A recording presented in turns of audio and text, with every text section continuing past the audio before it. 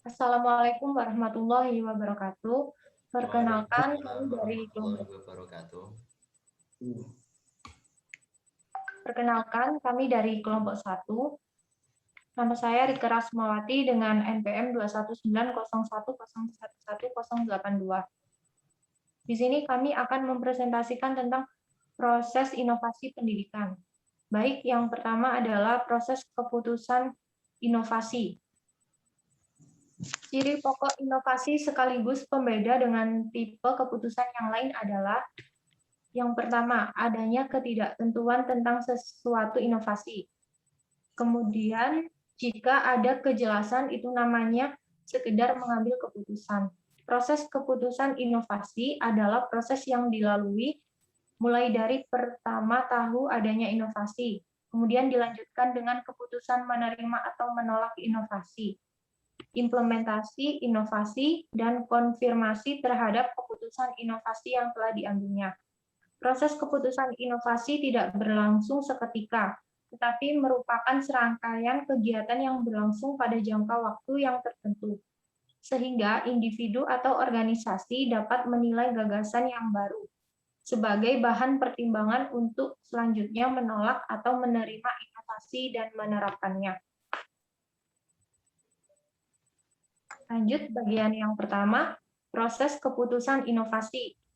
Proses inovasi pendidikan adalah proses yang dilalui atau dialami oleh individu atau unit pengambilan keputusan lain sejak pertama mengetahui adanya inovasi pendidikan hingga mengimplementasikan dan mengonfirmasi terhadap keputusan inovasi di dalam bidang pendidikan yang telah diambil.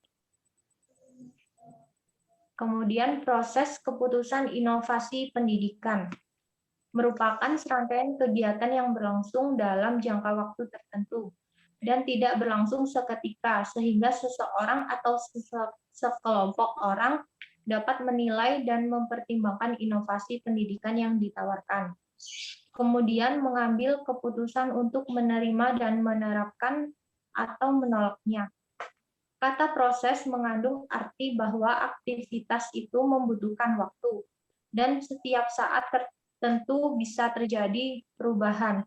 Lamanya waktu yang dipergunakan selama proses itu berbeda antara orang atau organisasi. Satu dengan yang lainnya bergantung pada kepekaan orang atau organisasi terhadap inovasi. Demikian pula selama proses inovasi itu berlangsung, akan selalu terjadi perubahan yang berkesinambungan sampai proses itu dinyatakan berakhir.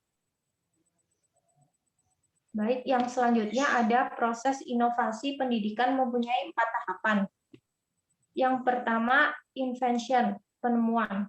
Invention meliputi penemuan-penemuan tentang sesuatu hal yang baru. Biasanya merupakan adaptasi dari yang telah ada. Akan tetapi pembaruan yang terjadi dalam pendidikan terkadang menggambarkan suatu hasil yang sangat berbeda dengan yang terjadi sebelumnya. Yang kedua ada development atau pengembangan. Dalam proses pembaharuan biasanya harus mengalami suatu pengembangan sebelum ia masuk dalam dimensi skala besar. Development sering sekali bergandengan dengan riset, sehingga prosedur riset dan development merupakan sesuatu yang biasa digunakan dalam pendidikan.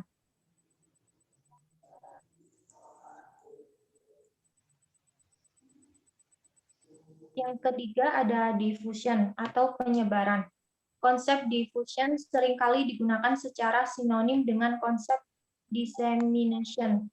Tetapi di sini diberikan konotasi yang berbeda. Definisi diffusion menurut Roger adalah suatu persebaran ide baru dari sumber invention-nya kepada pemakai atau penyerap yang terakhir.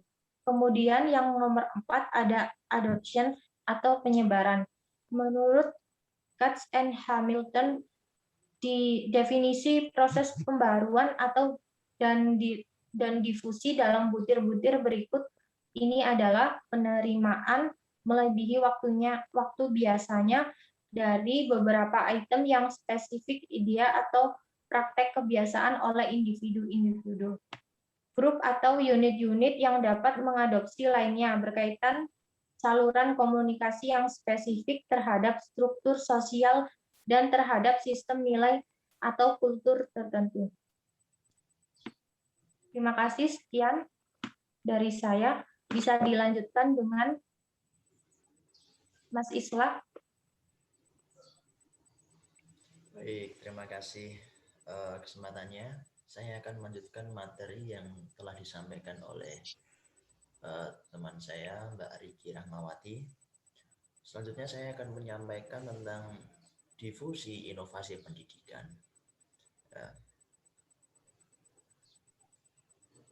Difusi adalah proses komunikasi inovasi antara warga masyarakat dalam kurung anggota sistem sosial dengan menggunakan saluran tertentu dan dalam waktu tertentu. Komunikasi dalam definisi ini ditekankan dalam arti terjadinya saling tukar inovasi, hubungan timbal balik antar beberapa individu secara memusat, konvergen maupun memencar, divergen, dan berlangsung secara spontan. Jadi ketika sudah ada inovasi, ya, itu kan baru tahapan awal sampai adanya implementasi. Nah, salah satu tahapannya adalah difusi inovasi. Apa itu difusi inovasi? Yaitu pada intinya menyebarkan inovasi tersebut agar masyarakat atau individu menerima inovasi tersebut sehingga mengimplementasikannya dalam kehidupannya. Saya lanjutkan tentang diseminasi inovasi pendidikan. Lalu apa yang dimaksud diseminasi pendidikan? Diseminasi pendidikan adalah proses penyebaran inovasi yang direncanakan, diarahkan, dan dikelola. Jadi kalau difusi terjadi secara spontan, maka diseminasi dengan perencanaan. Ini berbeda dengan difusi yang merupakan alur komunikasi spontan. Diseminasi merupakan tindak inovasi yang disusun melalui perencanaan yang matang, melalui diskusi atau forum lainnya yang sengaja diprogram sehingga terdapat kesepakatan untuk melaksanakan inovasi. Seperti KTSP, merupakan bentuk diseminasi karena sebenarnya berdasarkan sebuah perencanaan dengan pandangan jauh ke depan. Di dalam pelaksanaan pun tidak sembarang kegiatan dapat dilakukan namun benar-benar berdasarkan sebuah program yang terarah dan terencana secara matang. Jadi lalu apa perbedaan difusi dan diseminasi? Pada intinya diseminasi itu sudah terencana. Jadi Kemendikbud sana, Kementerian Pendidikan sudah merencanakan hal ini untuk disampaikan. Kan Kementerian Pendidikan memiliki sebuah inovasi dan mengharapkan pendidikan Indonesia ini berinovasi agar tidak stagnan. Karena dengan keadaan zaman seperti sekarang ini perlu adanya inovasi agar dapat beradaptasi. Apalagi kuliah daring seperti ini. Nah, kuliah daring seperti ini termasuk inovasi yang dilakukan oleh Kementerian Pendidikan, yang dilakukan oleh dosen-dosen, yang dilakukan oleh guru-guru. Ya, ini sudah inovasi ini. Kita salah satu anggota sistem atau individu yang secara tidak langsung menerima inovasi, entah itu secara difusi maupun diseminasi. Nah, ketika kita sudah mendapatkan inovasi, tinggal kita mau beradaptasi atau tidak.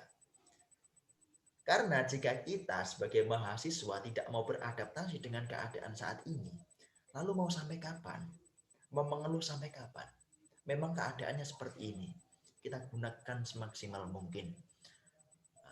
Jadi kalau kita memang niat untuk belajar, 1001 cara akan dicari. Tapi kalau kita memang tidak niat untuk belajar, 1001 alasan akan dicari. Jadi saya, kami, kita, kalian semua nih harus berjuang untuk beradaptasi, ya, agar kita mendapatkan output yang terbaik ketika kuliah ini. Jangan sampai habis kuliah kita tidak mendapat apa-apa. Jadi kita berjuang bersama, kita belajar dengan sungguh-sungguh, semoga cita-cita kita tersampaikan. Kembali lagi ke diseminasi dan difusi. Nah, diseminasi kan tersistem ya, dari atasan, dari Kemendikbud ya, menyuruh kementerian di daerah dan diperintahkan di sekolah-sekolah. Ini tersistem. Kalau difusi itu secara kultural tidak tersistem. Jadi secara individu-individu dan menyebar lagi ke masyarakat semuanya. Nah, itu yang namanya inovasi. Karena inovasi tanpa implementasi itu belum bisa dinamakan inovasi. Maka dari itu, ketika ada inovasi, kita harus berusaha semaksimal mungkin untuk mengimplementasikannya. Walaupun kemungkinan untuk berhasil hanyalah sedikit. Karena kan salah satu syarat inovasi adalah belum ada kejelasan akan inovasi tersebut. Karena memang baru itu. Hal itu memang baru yang harus kita lakukan. Kita harus menyiapkan mental untuk berani melangkah ke depan untuk mengimplementasikan inovasi tersebut.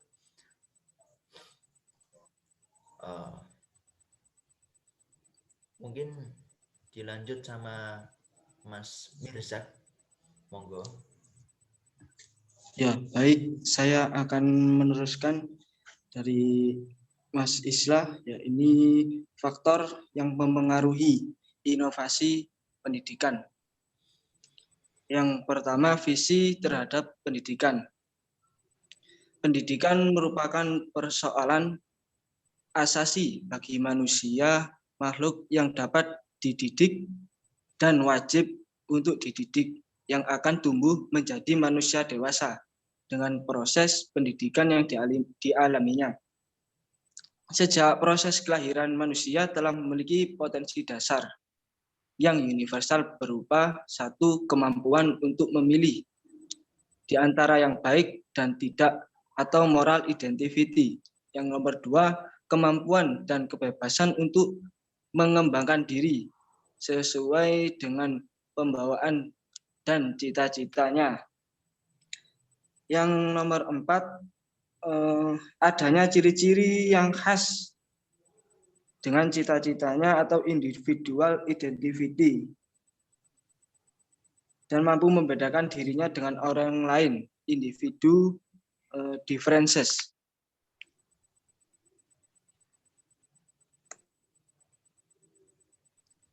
Hambatan-hambatan dalam inovasi pendidikan.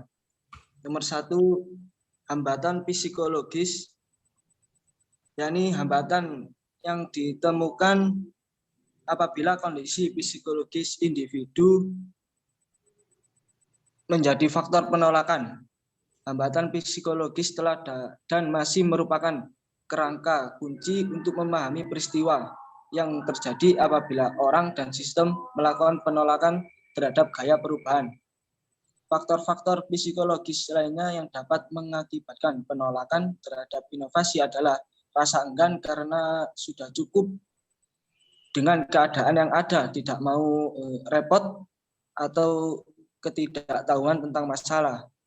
Yang kedua, hambatan praktis. Hambatan-hambatan praktis adalah faktor yang lebih bersifat fisik. Faktor-faktor yang sering ditujukan untuk mencegah atau menghambat dalam organisasi dan sistem sosial, yaitu satu, waktu, sumber daya, dan sistem. Program pusat-pusat pelatihan guru sangat menekankan aspek-aspek bidang ini. Hal ini mengindikasikan adanya perhatian khusus pada keahlian praktis dan metode-metode mempunyai kegunaan praktis yang berlangsung. Oleh karena itu, inovasi dalam bidang ini dapat menimbulkan penolakan yang berkaitan dengan praktis. Selanjutnya, hambatan kekuasaan dan nilai. Apabila dijelaskan secara singkat, hambatan nilai melibatkan kenyataan bahwa suatu inovasi mungkin selaras dengan nilai-nilai, norma, dan tradisi yang dianut oleh orang-orang tertentu. Akan tetapi mungkin bertentangan dengan nilai-nilai yang dianut orang lain. Jika inovasi berlawanan dengan nilai-nilai sebagian peserta, maka sebagian besar bisa terjadi bentrokan nilai akan terjadi dan penolakan terhadap inovasi pun akan muncul. itu bergantung pada definisi yang digunakan. Banyak inovator mengalami konflik yang jelas dengan orang lain, tetapi setelah dieksplorasi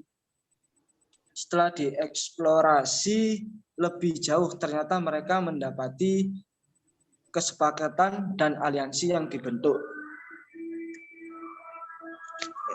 Serangkaian kegiatan yang dilakukan oleh individu ataupun organisasi dengan adanya inovasi sampai menerapkan implementasi inovasi pendidikan merupakan proses inovasi.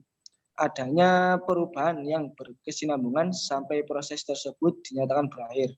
Waktu yang dibutuhkan tiap individu ataupun organisasi dalam berlangsungnya proses inovasi berbeda-beda, tergantung dari kepelaan individu atau organisasi menanggapi datangnya inovasi yang ada.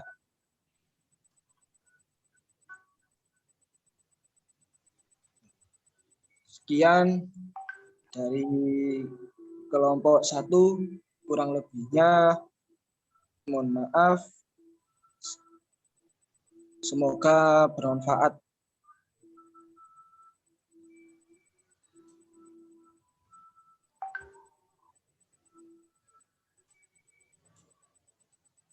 Ya, kami dari kelompok 1 mohon maaf apabila ada kesalahan, dan mungkin jika ada pertanyaan nanti ditanyakan waktu perkuliahan berlangsung ya. Buka sesi tanya jawab. Monggo engkang badhe tanglet, silahkan yang ingin tanya ya. Kami kelompok 1, Riki Rahmawati, Muhammad Mirza Khwairi, dan saya Ahmad Slahuddin. Mohon maaf bila ada kesalahan. Cukup sekian dari kami. Wassalamualaikum warahmatullahi wabarakatuh. Waalaikumsalam warahmatullahi wabarakatuh.